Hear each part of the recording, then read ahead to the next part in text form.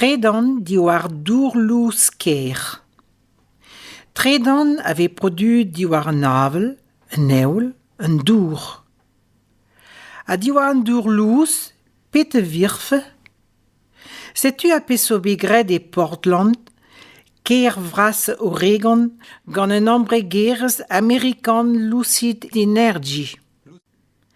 Stai des eus bet on duelen a peder zroelrot eni en o lodennik deus kanioù skars ker. Red un dourlouz a lak un troel rojou de drei a de brodui Tredan.